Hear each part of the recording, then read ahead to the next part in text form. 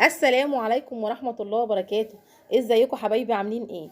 اهلا بيكم عزة فهمي واسرار المطبخ. هنبدأ بالصلاة والسلام على رسولنا الكريم، اللهم صل وسلم وبارك على سيدنا محمد.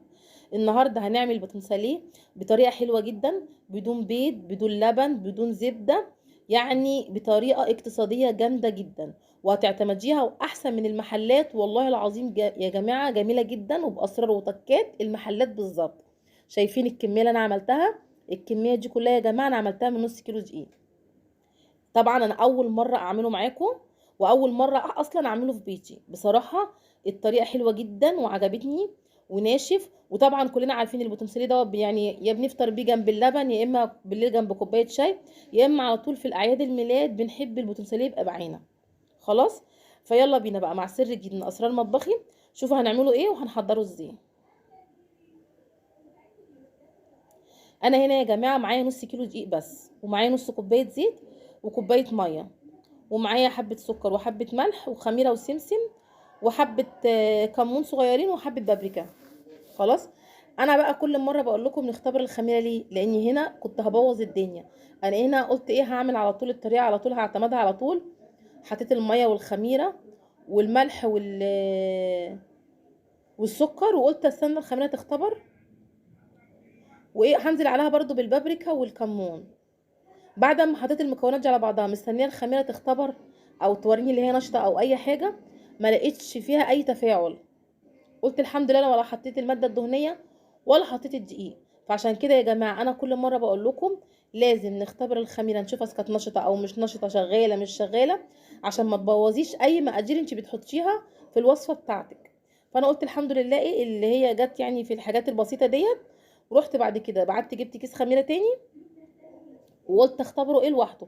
حطيت معلقه سكر مع معلقه خميره صغيره واحده. ما تزوديش الخميره لان التشكيل بتاع الباتون سالي بياخد وقت، مش عايزين العجينه تخمر معاكم قوي. خلاص، يعني انا حطيت ايه، خدت من الكيس معلقه صغيره ممسوحه وحبه سكر، وهركنهم على جنب ايه لحد ما اشوفها نشطه ولا مش نشطه. اول لما لقيت الخميره كده عملت فوران وحسيت ليها نشطه، رحت حطاها في البوله بتاعتي، وهنزل عليها بحبه ميه تاني، يعني ربع كوبايه ميه تاني كده. واحط بقى ايه الكمون والبابريكا وال وهقلبهم مع بعض كويس جدا. انت ممكن تبدلي البابريكا، بتحطي مثلا كركم، تحطي اي حاجه تانية عايزه تغير الطعم دوت بايدك، انت تغيري الطعم اللي انت عايزاه. وهنزل بقى ايه بنص كوبايه الزيت، وهقلب كل المقادير مع بعض. وهنزل بنص كيلو دقيق. عايزه اقول لكم عجينه الباتون ساليه اسهل من عجنها مفيش. اتلمت بمنتهى السهوله، ما كنتش متوقعه تتلم بالسهوله ديت.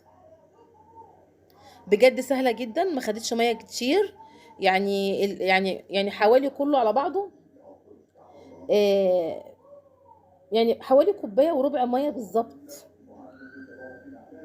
خلاص، فانا قلبت الاول كده بالمعلقه. بعد كده هسيب بقى المعلقه وهكمل ايه تقليب بايدي. لو حسيتي لها طريه منك سيكه، حطي حبه دقيق صغيرين ولميها.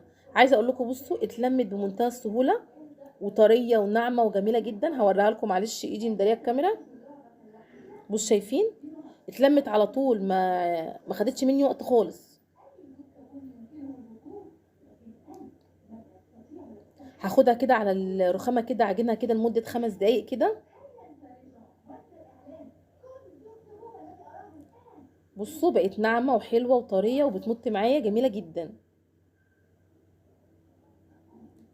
طبعا عجينه الباتونساليه احنا مش بنسيبها تختمر.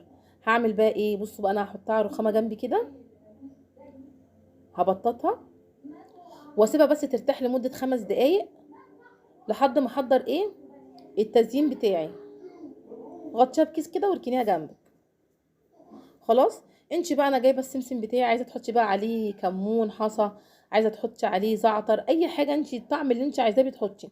انا فضلت ان انا هعمله بسمسم بس. طبعا عشان الباتونساليه يلزق في السمسم، معلقه ميه كده وبتقلبي كده السمسم على بعضه وبتحطيه عشان ايه يلزق فيه. في الافران بتعمل بيض وتدهن وش الباتونساليه بيض. انا بصراحه ما فضلتش الموضوع دوت. خلاص. هنا كده بقى تجيبي قطاعه اي حاجه تقطعي كده حرف العجين بتاعك بقى، وتبتدي بقى ايه ترولي الباتون ساليه كده. هتعملي صوابع رفيعه.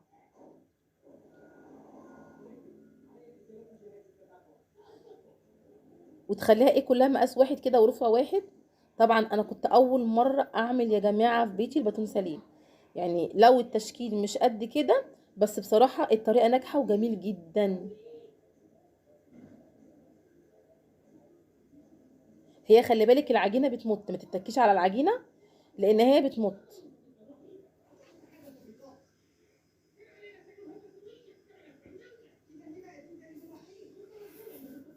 طريقه ناجحه جدا وجميله قوي. دلوقتي الكيلو دلوقتي تلاقيه بكام؟ ب50 ولا ب60 جنيه. يعني الكيلو غالي، يعني انا نص كيلو دقيق ب8 جنيه او ب9 جنيه، عمل لي كميه حلوه جدا هتشوفوها. ومفرغ من جوه يا جماعه كده وناشف وبيقرمش، هتشوفوه هيعجبكم جدا.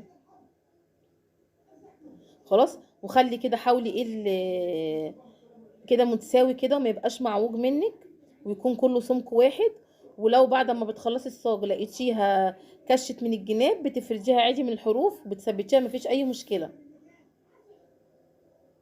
وطبعا بعد ما بتشكلي الكميه بتاعتك كلها بتسيبيه في الصاجات كده لمده ربع ساعه ولا حاجه، يعني بنسيبيه يخمر في الصاج، ما بيخمرش ايه كعجين، وبرده مش بنسيبيه يخمر قوي. وانا طبيعي مش حاطه له خميره كتير عشان التشكيل بياخد مني وقت، عشان ما يخمرش مني بسرعه.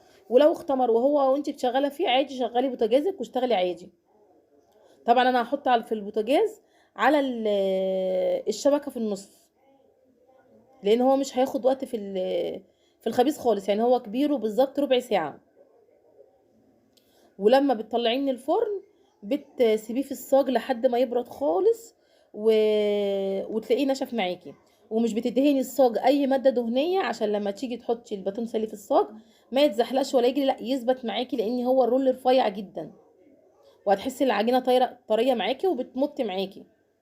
فبرضه ما تخليش العجينه طريه، او بحيث ان انت لما تيجي تشكليها ما تضايقكيش. معلش التشكيل بتاعي مش قد كده، لاني برضه كنت اول مره ايه اللي انا بشكل. فحبيت برضه اقول لك هنا، لو لقيتي العجينه معاكي طريه وانتي بتشكلي وهتضايقك، انا عملت ايه؟ عصت كده العجينه سمسم، وبرضه ايه عملتها كده رول كده وفتلتها كده، لقيتها ايه برضه كانت ماسكه نفسها معايا. والله العظيم يا جماعه طريقه هايله جدا، طريقه اقتصاديه ما كلفتنيش حاجه خالص. هو مجرد نص كيلو دقيق، والسمسم كان موجود عندي، والزيت موجود في بيتنا، وباكل خميره. كميه كويسه جدا. لو عندك مناسبه هتعمليه تفطري بيه الصبح جنب كوبايه شاي بالليل، بصراحه جميل قوي. على قد ما نقدر كل حاجه في بيتنا هنعملها مع بعضينا، عشان يبقى الموضوع اقتصادي، وتبقي عارفه الحاجه دي امان، ما فيهاش اي حاجه. شايفين الكميه اللي اتعملت؟ بصوا كميه جميله جدا مش قليله. فانا سبته يخمر بقى حوالي 10 دقايق كده، وهدخله بقى الفرن، وهنشوفوا النتيجه اللي هتطلع هايله جدا. وطعم مش قادره اقول لكم، قرمشه ومفرغ من جوه جميل جدا. بس معلش عشان خاطر التشكيل. بصوا بقى بعد ما خرج من الفرن سبته برد خالص في الصاجات، وبعد ما برد بقى رحت مطلعه. شايفين الخبيز بتاعه والسمك بتاعه جميل جدا. حاولي على قد ما تقدري ما تخنهوش، لان بيخمر شويه. وطبعا طريقه حفظه يا بتحفظيه في علبه عندك بلاستيك، يا اما في اكياس. خلاص. وطبعا لو مش عايزاه طويل بتقطعيه اتنين، الحجم اللي انت عايزاه تعمليه. بصراحه الطريقه كويسه جدا، وطريقه معتمده واقتصاديه و... وحاجه حلوه قوي بصراحه، هتفرحي بيها اولادك. بص شايفين شكله من قريب؟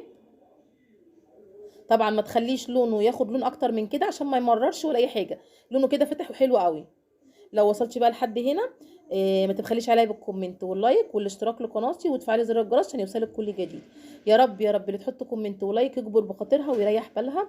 والسلام عليكم ورحمه الله وبركاته.